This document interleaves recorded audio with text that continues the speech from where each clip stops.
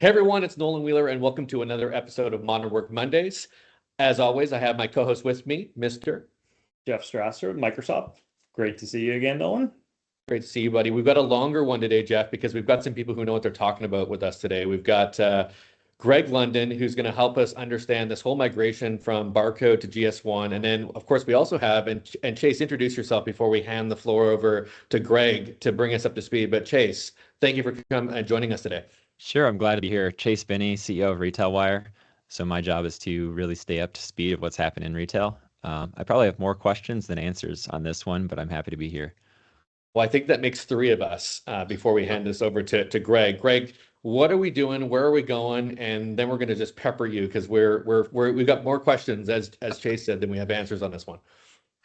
All right. So my name is Gregg London. I'm a UPC data provider. I'm also a supply chain consultant, and I've worked with GS1 back before they were GS1 when they were Uniform Code Council since 1993. And right now, retail relies on the venerable UPC, the Universal Product Code. Depending on who you talk to, the code was created in the 70s. It is the de facto standard for product identification in the United States. It is either 12 digits or it is 8 digits, depending on package real estate. Europe basically came out with their version of it called the EAN, or the European Article Number, and it's either 8 digits or 13 digits. This is what we have relied on for product identification, for the supply chain, for POS systems, scanning at retail, inventory, everything, you name it, it's relied on. Problem is that the structure of the UPC itself is somewhat limiting. You can only have a certain number of UPCs depending on the prefix. You can only have a certain number of UPCs per company depending on the type of prefix they bought. Additionally, there is much to, I'm sure, a lot of people's surprise, there's no innate information inside the UPC. It is just a series of 8, 12, or 13 numbers. You need data behind it, which is loaded into point of sale systems or e-commerce systems or supply chain systems or e-commerce systems to actually make sense of what the number is. So with your iPhone, depending on an app you have or something like that, you can scan a UPC, it will look up data, and then it will tell you what the product is. The QR code, which is what we've all sort of see everywhere these days, pretty much came to prominence in 2015, courtesy of the Grocery Marketing Association, who created a partnership with a company called ScanBuy that created the actual QR code, and another company called Label Insight that technically managed the data and managed the web pages and how all of that was going to work. ScanBuy did quite well, basically selling the QR code under a banner called Smart Label.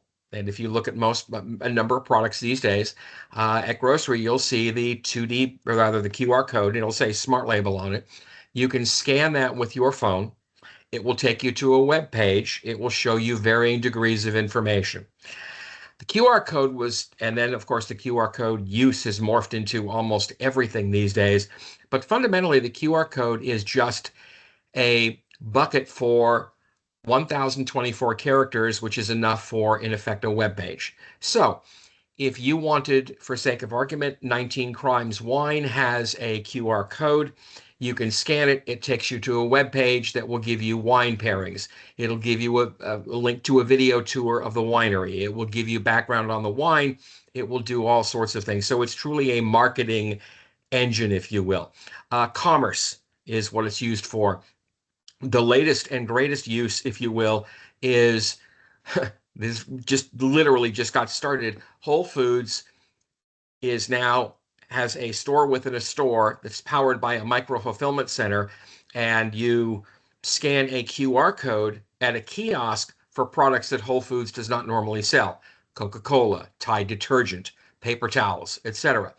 That QR code links to a web page. You basically say yes. It sends that data to the micro fulfillment center. So when you're finished picking up your groceries at Whole Foods or at the front counter, you walk to the back counter and you pick up your other stuff that you would not normally do. QR codes are pretty much ubiquitous, and in a way, we kind of have Smart Label to thank because everybody's gotten used to it. The problem with the QR code is it's just a link to a web page. That's it, and there's nothing other than that. The GS1 2D barcode is significantly different. It may as well be a QR code on steroids, in that the first 5 lines of the 2D code are basically parsed data. First line is going to be the actual UPC for retail. Second line is going to be the shipping container code for wholesale. And then you've got third, fourth, fifth lines that are configurable. If, for instance, it's produce, you would have a lot tracking, trace tracking, country of origin. You might have batch numbers. You might have expiration dates, all of these things. And it also has a link to what GS1 is calling digital link, which is their web page format. The fundamental difference between GS1's digital link and ScanBy's QR code is that it will be required that all data elements be completed. ScanBy doesn't curate data, which is why if you were to scan 5 QR codes, you would get 5 different, potentially, sets of data. In the GS1 2D code and digital link, you are required to have all of the boxes filled in, if you will, which is why basically people like me exist in creating a 2D consultancy where all of the data will be used. The most significant advantage of the 2D code is that if you are a customer and you want to know something about a product, as opposed to trying to use older eyes to read the nutrition fact panel or the ingredient statement, all of this is going to be an easy to read display. It can be configurable. Tabs can be inserted. Basically, whatever you can do on a web page can be done on your mobile device. You mentioned earlier, Nolan, recalls. The beauty of the 2D code and digital link is that if you are a manufacturer and that product has been recalled, you literally could go into your web pages, then you could say, product recalled, return to store. And the minute somebody scanned it, boom, an alert would come up. So you can do a lot more with it. Could you conceivably replace the FDA nutrition fact panel in the ingredient statement on a package? In theory, yes. Will it happen overnight? No, because not everybody has a smartphone and not everybody would have cell phone reception inside a particular retailer. But ultimately, this is going to complete. Now, it doesn't eliminate the UPC.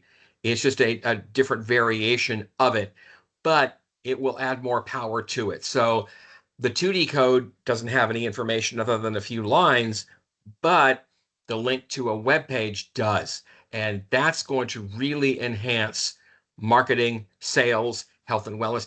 For sake of argument, you could build an application using the 2D code, and you could say, I'm afflicted with celiac disease. I've got a peanut allergy. My family has these 3 allergies, okay? And then when you scanned the 2D code, it literally would say, you can eat this, or you can't eat this. This is going to take a significant burden off of retailers who may or may not have a nutritionist on staff or an immunologist on staff, but all of a sudden now scan the code and then they can say, well, okay, yes, you can eat this. No, you can't. So there's a number of different things. Plus it will enhance when the scans are done behind the scenes. Obviously, as you know, from web traffic, all of this information is going to be contained. So this is probably the most significant change that GS1 has undertaken in decades. So to a regular dumb guy like myself, am I basically going to see that product and say, okay, where did the barcode go? I now see a QR code. Is that kind of what people will see as this evolves? Yeah. Okay. You're going to start seeing over the next year or two, even after January 1st, 2027, you're probably going to see both. If the package is large enough, like a big box of cereal, then yes, there's room for a UPC and a GS1 2D code. If you're a small package like gum or a number 2 pencil, that's going to be a little trickier, and that's still being worked out. But ultimately, a package that has room for a UPC has room for a 2D barcode.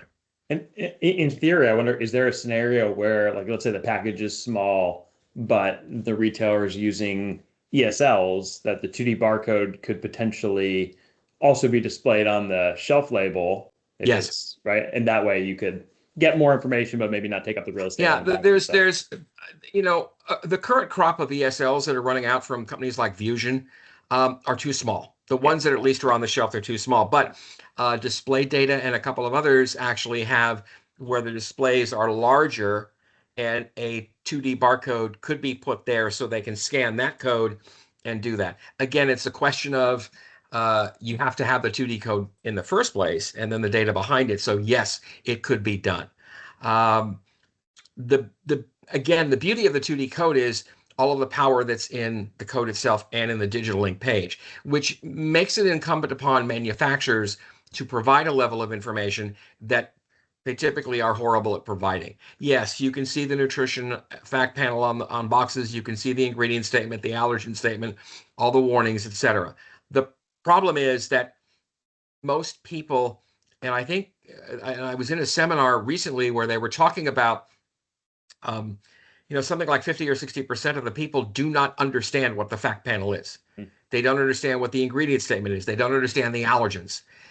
The apps that can be created using the 2D code can actually enhance that, and they can make it easier. Now, if you're afflicted with a food allergy or a chronic medical condition like Crohn's or diabetes, or you have a food-related disease like celiac, you know what to do. You know what to look for. And that's about 100+ million people in this country. But for most, they have no clue. Yeah. And trust me, after providing data for now 25 years, not to be arrogant, but I know more about the fact panel than most nutritionists I talk to, simply because I see the data every day. So, and if a nutritionist doesn't understand it, and if the average person doesn't understand it, it makes no sense. They don't know what to buy. Where are the brands on their kind of timeline of both enabling the 2D barcode and then the associated data on the data link? This is basically right now a chicken and the egg thing. They already have the standard created at GS1. It's not getting the standard and the GS and the digital link webpage. It's getting the high-end point of sale retailers that are powering it. The NCRs, Litton's, Fujitsu's, Toshiba's, all of them, to actually look at and retool their system. So once that's done, a number of them are there. And I think, Chase, one of your people was highlighting something about Pepsi-Cola's rebrand. Okay. First time that they've done it. And part of it is obviously they want to rebrand, but part of it also is they are making room on the back of the package as part of this for the new 2D code. Even if today it's blank, you'll be able to see where it goes. So I think that's a key thing. Manufacturers are not, they're ready. Most I've talked to, and it's not just in food, it's in food, beverage alcohol, health and wellness. They're ready to go. It's just but they're not going to go tomorrow. They're probably I think they're probably going to roll out, they would all probably roll out a handful of products, see what it works, see how it does, all of those kinds of things, and then full migration will start. What about outside of food and beverage and health and wellness, in fashion or everything, electronics, right? It would be obviously right. Obviously, if you're buying a sweater or a pair of pants or a pair of shoes, the 2D code is going to exist, but the data would not be nutrition and ingredients and allergens warnings. It would be size, color, could be country of origin. But there could be really interesting scenarios, like when you scan that, you're brought to the the web page of the application, and now using various generative AI tools and things like that, where now you can, like, I've scanned this item and maybe I can ask about a pair of shoes that go with it, and they can start recommending similar things from a certain maybe from the same one brand of the scenarios that I can't share who just yet, but one of the scenarios being played out is a winery that makes rosé, and basket analysis has shown that the long tail approach to analytics suggests that 9 out of 10 times when somebody buys this rosé, they buy a 6-pack of beer. If somebody buys a bottle of Smirnoff vodka, the odds are they're going to buy Mr. and Mrs. T's Bloody Mary mix. So yes, those prompts, those kinds of things can be pushed into the apps that are created with the 2D code. The 2D code in of itself is nothing more than the code and parse data lines, and the web page is just that. So another subsystem, like you said, an AI system would have to come in to do that. So, but ultimately, like I said, this is literally the entire supply chain is going to be affected by this. And that's a good thing. The time we're all hearing, we've all gone through the pandemic. We're going through the U.S. economy now, and we're seeing all these things. And the supply chain, we realize how fragile it truly is. And this will help. This will provide a lot of information. How much of that information is readable from the actual code on the package versus having to check another database? Like UPC checks a database, QR The code codes itself. Okay, check so the the code website. itself will act depending on your system and on what you are able to decode, what your iPhone is able to decode, what the retail's all of that. Those parsed lines of code will be triggered to specifically what's going on. So point of sale will get line 1. A warehouse management system would get line 2. Compliance system, regulatory system, let's say for TTB or NABCA or those kinds of things, that could get lines 3, 4, or 5. The data will be in a web page that is accessible courtesy of Digital Ink, and then anybody who scans the 2D code will get that information. Now, that information could be tailored. In other words, you might have a customer who you only want him to see, or rather, maybe the back office. They don't need to see the nutrition and the ingredients. They need to see other types of things, economic order quantity. Maybe they want to see supplier. Maybe they want. In effect, what you're doing is you are the Digital Ink page, for lack of a better word, is a monstrous PIM system for an item of 1. So ultimately, information can be, depending on the app you're using and how it's built, you can do a lot with it. And right now, there are apps being discussed across the board for what this is. And so like each app, if you, depending which department is scanning it, would default to the data they want. Yes. Yeah. So but what it does is it puts a lot of information. It puts the information into the hands by default the manufacturer, because the manufacturer is setting it up. So it saves, for sake of argument, it saves an e-commerce firm from having to go out and populate and do all of these things where that's not their expertise. So it wouldn't be a surprise to see on a web page, a regular web page for an e-commerce firm for a grocery store, a 2D code. That way you could say, okay, so somebody's got an iPhone, they scan it, and they could see all of this information. If you had, like you said, somebody in a different department, they could call up, the apps could trigger different sets, different parts of the web page.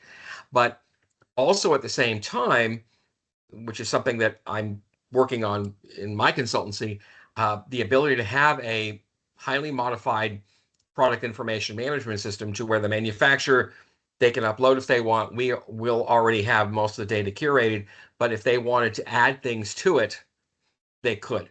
And so, or a retailer or what have you, depending on how all of those things go. So I think a lot of it is going to be, as with everything GS1, as with everything UPC, 100% of what it can do is not going to be available on day one. So I think there's going to be, first of all, there's going to be a lot of learning. There's also going to be a lot of trial and error, and there's going to be a lot of experimentation and, getting the customers used to, what do I do with it? The retailer, what do I do with it? I think this is super exciting in the sense that, I found that QR codes in the past have been kind of gimmicky. I think this is going to normalize everybody's view of QR codes. There's going to be more of an indoctrination of what that looks like, but also this is going to raise everybody's game. Like, this no longer is a gimmick. This is now everybody's going to have to step up and bring some reciprocity to this entire thing. I was at a DIY retailer on the weekend looking for fence panels, and they had a big QR code. It just took me to the website to give me like an online experience. Like, I drove to your store. I don't want an online experience in your store. Like, Exactly. that's weak. Like, you're hurting your future of QR and adoption by giving me gimmicky stuff just for the sake of saying we deployed some QRs. Right. I think the other thing, and this is interesting, you look at various things. We all hear that AI, is going to replace everybody. Maybe yes, maybe no. I mean, I think the fallout is going to be who knows how long. But the one thing is that I think interesting enough to me is there's a number of health and wellness firms out there. Part of the problem with grocery shopping is that like I said, the average customer doesn't know what they're buying. They don't know what to look for. So you rely on front of package label claims. You see gluten-free, you see vegan, you see kosher, you see maybe lower cholesterol, or somebody certified it like the USDA or American Heart Association. At some point, these front of package label claims make a food package look like a sponsored race car at Daytona. And then the question is, how do you know?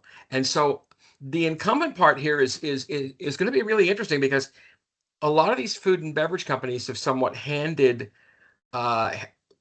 their, in effect, the how good or bad their product is over to health and wellness firms, who then make their own internal judgments. Well, if you've got 6 to 8 people who are making judgments on your food, what happens if they make it wrong?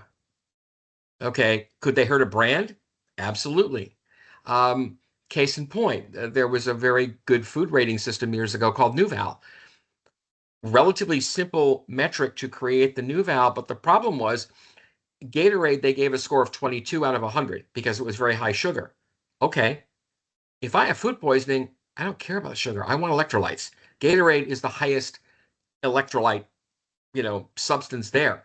So do I follow NuVal and look for something else that didn't and get lower electrolytes? So I think what happens is that sometimes all of these recommendations, depending on the data, whether it's good or bad, and they can damage a brand. In this way, by all of the data, by the manufacturer curating what they have, or working with someone like me or others to where their data is 100% accurate, they don't have to worry about this now. They literally have all of this here. And it puts, I think the other thing too is it puts the health and wellness basically into the hands of the customer. You can create an app, you can create simple guidelines. Can I eat this? Can I not?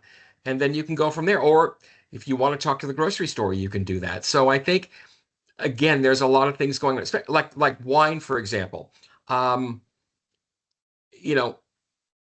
do I buy wine? What food goes with it? Okay, great, I've got a pairing. Problem with wine kiosks years ago was that you could go up to the kiosk, you could give it all of your preferences, and it would say, okay, you want this camembert cheese with this Montrachet wine. Neither one were in the store. So the kiosks failed. But if you work with a retailer, then in effect, you literally through the 2D code, you could have a virtual sommelier. You could literally say to an app, what do I do with it? What can I have? And if the system knows you're in a particular store and it knows your inventory, it's not going to pair a cheese or a fish or a meat with something that doesn't exist.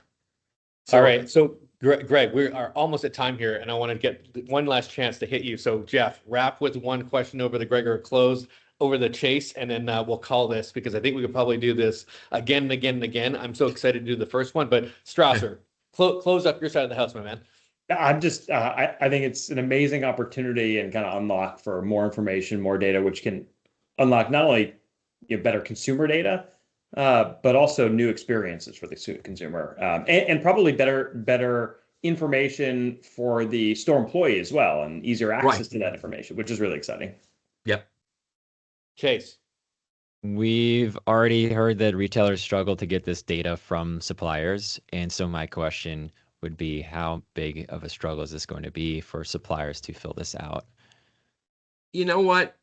Having maintained data for 25 years, if you had asked me 20 years ago, I would be, pulling what's left of my hair out. Today, most know who I am. Most actually want their data represented fairly. They just don't know what to do with it or how to curate it. I get data feeds literally on a daily basis for stuff, and I can call the manufacturers and get it.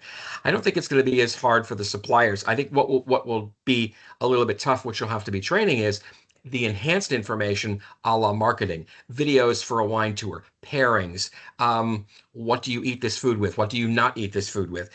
These kinds of things. That's going to be incumbent upon the manufacturers to literally think through and say, okay, not only do I have a data tool, I've got potentially a marketing tool. What do I want to say? What's my story? What's my, what's my raison d'etre? What's my reason for being here on this shelf? And so I think that's the challenge, but I think they're all up for it. Yeah, that's super awesome. Again, we could talk about this for many, many more hours. We're at time. We got to run, but thank you so much, Gregg, for being on. Chase and Jeff, as always. My pleasure. Cheers, guys. Thank you. Take care, guys.